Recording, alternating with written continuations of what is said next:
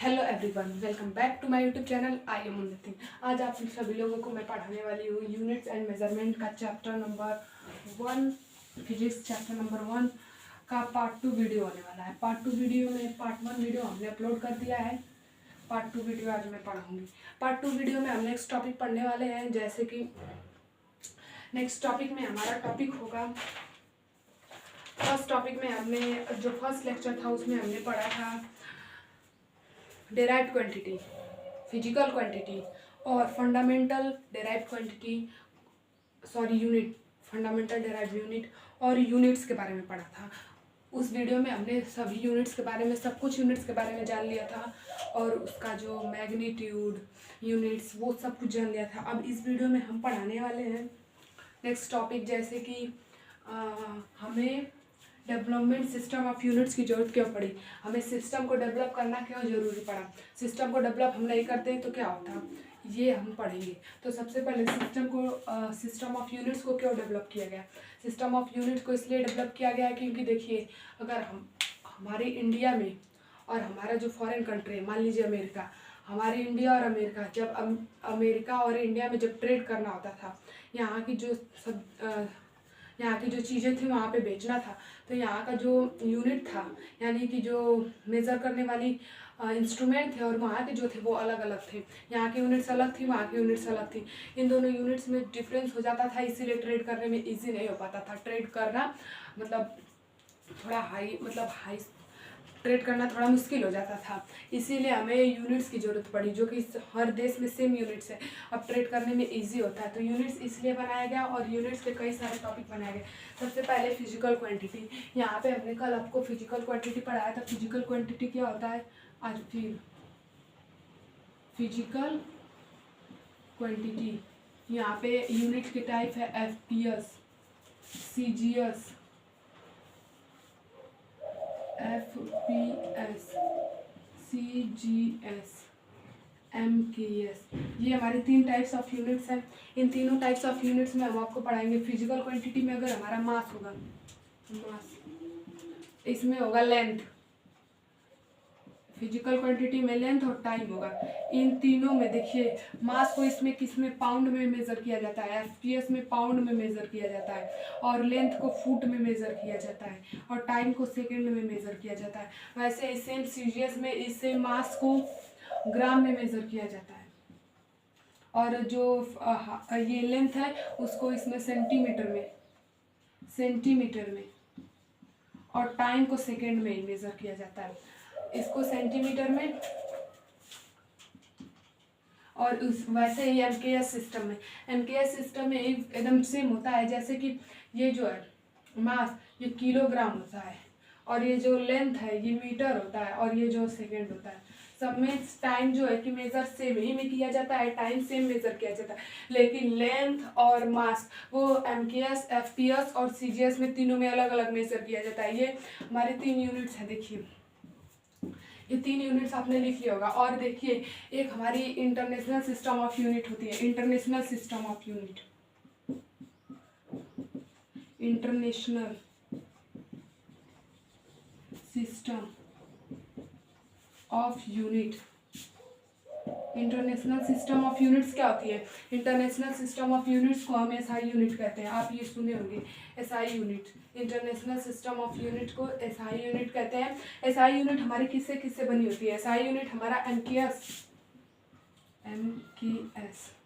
Plus supplementary unit,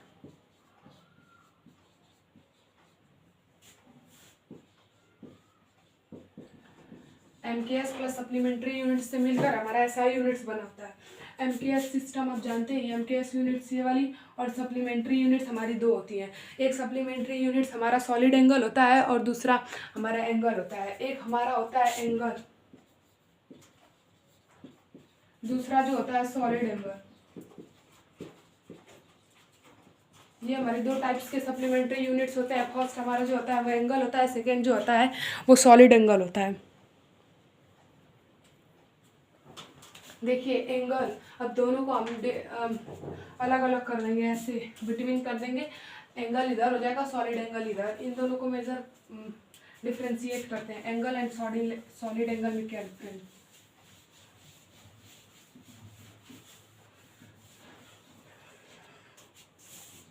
देखिए इधर हो गया हमारा, यहाँ पे सप्लीमेंट्री यूनिट।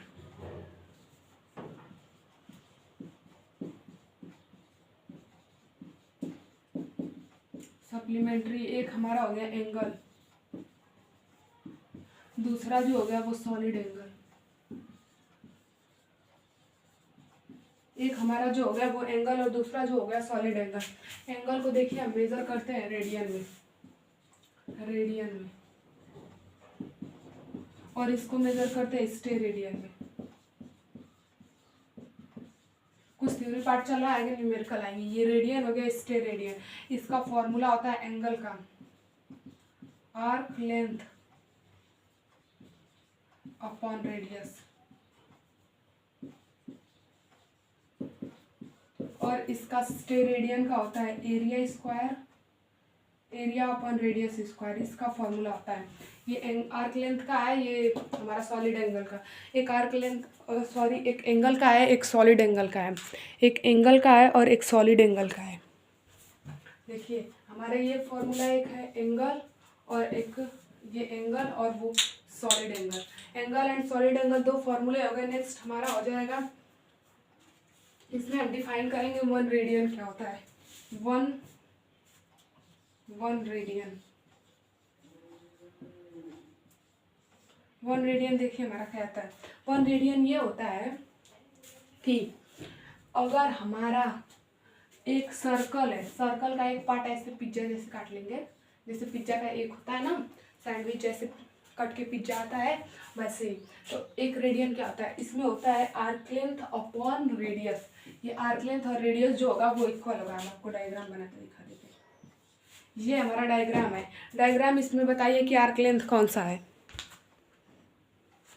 इसमें देखिए आर्क लेंथ हमारा ये होगा, ये जो डॉटेड लाइन है ये आर्क लेंथ हो गया, और ये जो हो गया वो रेडियस हो गया, ये जो हो गया वो रेडियस हो गया,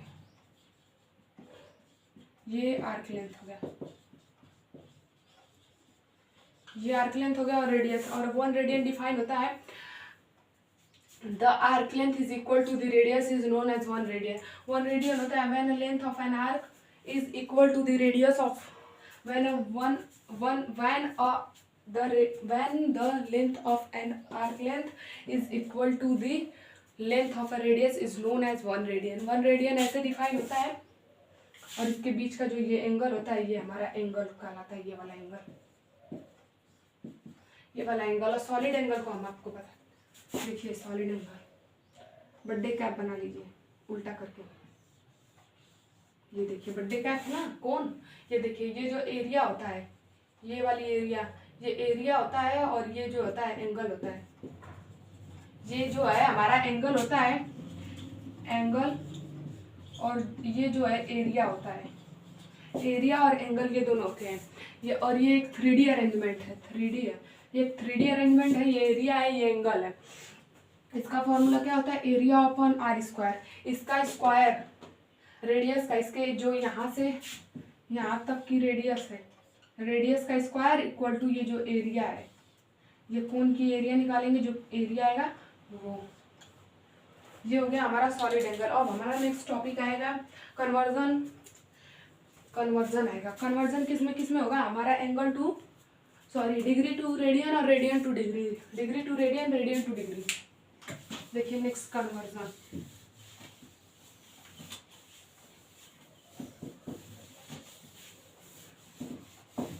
फर्स्ट अपना देख लीजिए 316 डिग्री 2 पाई रेडियन, इसको रेडियन कहेंगे, 2 पाई रेडियन, 2 पाई रेडियन। और हमारा 180 डिग्री, 180 डिग्री जो है वो पाई रेडियन, 180 डिग्री जो है वो पाई रेडियन। देखिए इसमें से अगर हम 1 डिग्री निकालें, 1 डिग्री निकालें तो क्या होगा, 1 degree is equal to pi by 180 radian, pi by 1 degree is equal to. अब देखिए ये तीनों इंपॉर्टेंट है, इसको आप नोट कर लीजिए, इसके बिना कन्वर्जन आ ही नहीं सकता। अब कन्वर्जन है, देखिए अब 30 डिग्री को हमको कन्वर्ट करना है रेडियन में, 30 डिग्री, ये हमारा 30 डिग्री है, इसको कन्वर्ट करना है रेडियन में। अब इसको रेडियन में कैसे कन्वर्ट करेंगे, रेडियन में कन्वर्ट करने के लिए देखिए, सॉरी ये डिग्री है, इसको कन्वर्ट करना है रेडियन में कन्वर्ट करने के लिए देखिए 1 डिग्री इक्वल टू इतना रेडियन, 1 डिग्री इक्वल टू इतना रेडियन, पाई बाई 180 तो देखिए 1 degree is equal to pi by 180 radian. और next 30 degree is equal to pi by 180 multiply by 30। अगर हमारा एक सेव का प्राइस 5 रुपये है तो 5 सेव का मल्टीप्लाई कर देते हैं 10, 5 5 25 हो जाता है। उसी तरफ से 13 डिग्री का निकालना है तो 1 डिग्री का पाई बाई 180 है तो 30 डिग्री का मल्टीप्लाई कर देंगे तो ये 30 पाई बाई 180 आ जाएगा, ये 30 पाई बाई 180 आ जाएगा। अब देखिए अब हमारा नेक्स्ट जैसे कि 45 को कन्वर्ट कर दें, 45 डिग्री को कन्वर्ट करने के लिए क्या करेंगे अब आप बताइए। 45 डिग्री को कन्वर्ट करने के लिए हमें करना होगा क्या, इजली सिंपल सा 45 डिग्री को कन्वर्ट करना है। देखिए 1 degree is equal to pi by 180 तो 45 degree is equal to pi by 180 multiply by 45 ये हमारा 45 पाई बाई 180 हो जाएगा। 45 पाई बाई 180 ऐसे 16 से मल्टीप्लाई कर लेंगे, आपको कुछ मत दे देते 16 डिग्री 90 डिग्री फिर उसके बाद 270 डिग्री और कुछ कर लीजिए 120 डिग्री इन सबको कन्वर्ट कर देंगे आप रेडियन में, इन सबको कन्वर्ट कर लीजिएगा। अब नेक्स्ट टॉपिक है हमारा सॉलिड एंगल तो आपको पढ़ाई थी। उसके बाद नेक्स्ट टॉपिक है हमारे सम अदर्स यूनिट्स में हमारा देखिए पहला आएगा लाइट ईयर। एक साल में लाइट कितना डिस्टेंस कवर करती है उसी को हम लाइट ईयर कहते हैं। एक साल में लाइट कितना डिस्टेंस ट्रेवल करती है उसी को लाइट ईयर कहते हैं। वो देखिए एक साल में 9.5 into 10 to the power 15 meter का कवर करती है एक साल में। और एक सेकेंड में देखिए 3.8 इंटू 10 टू द पावर 8 होता है। ये हमारा एक सेकेंड में कवर करती है और ये हमारा एक साल में कवर करती है। 3.8 नहीं होगा 3 होगा। ये देखिए एक सेकेंड में इतना कवर करती है एक साल में इतना, तो अगर हमें एक साल का निकालना होगा तो इससे तो हम निकाल ही सकते हैं।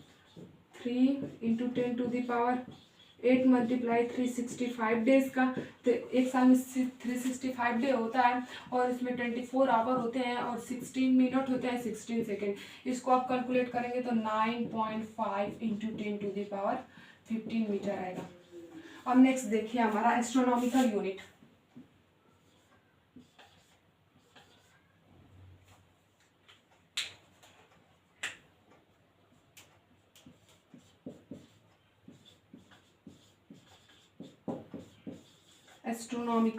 एस्ट्रोनॉमिकल यूनिट होता है एक साल में हमारा कवर करता है 1.5 into 10 to the power 11। 1.5 into 10 to the power 11 ये हमारा एक साल में कवर करता है एस्ट्रोनॉमिकल यूनिट।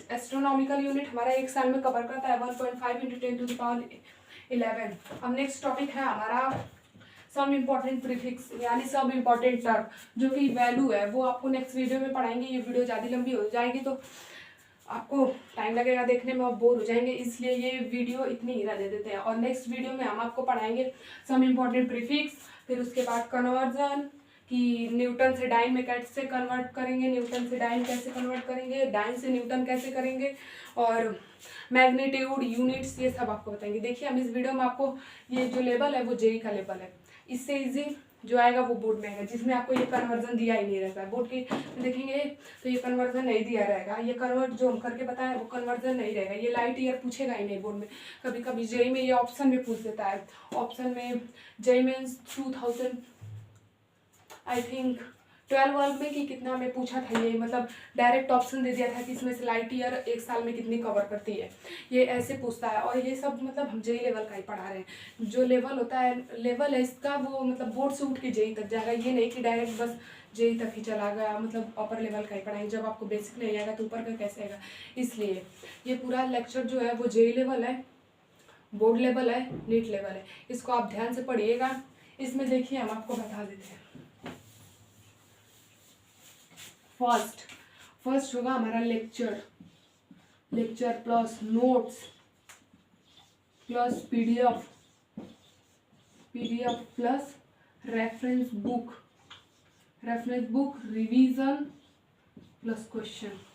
ये आप फॉलो करेंगे तो आपका कोई सा भी कॉम्पिटिटिव एग्जाम निकल जाएगा। देखिए लेक्चर, ये जो मैंने लेक्चर बताया है, इससे एकदम कंसिस्टेंसी से, फोकस से एकदम ध्यान लगा के देखेंगे, एकदम फोकस करके पढ़ेंगे तो ये लेक्चर कंप्लीट होगा। फिर उसी का आप नोट्स बनाएंगे।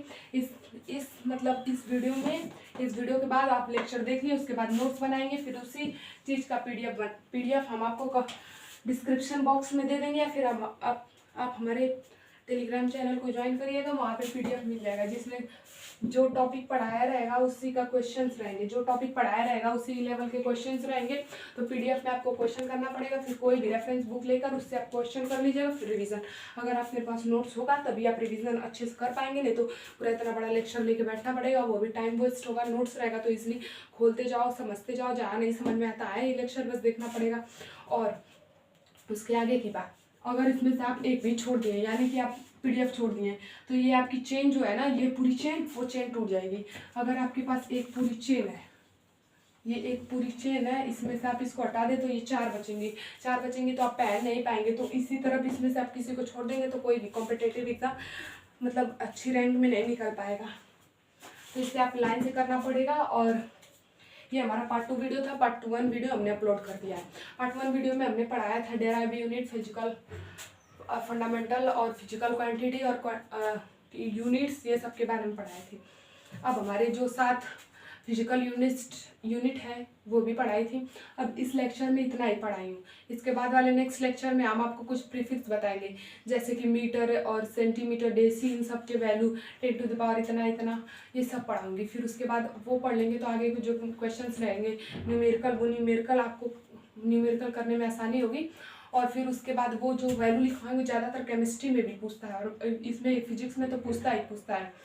फिर उसके बाद अगले लेक्चर में आपसे मिलता है, तो वेलकम बैक, सब्सक्राइब कर दीजिएगा।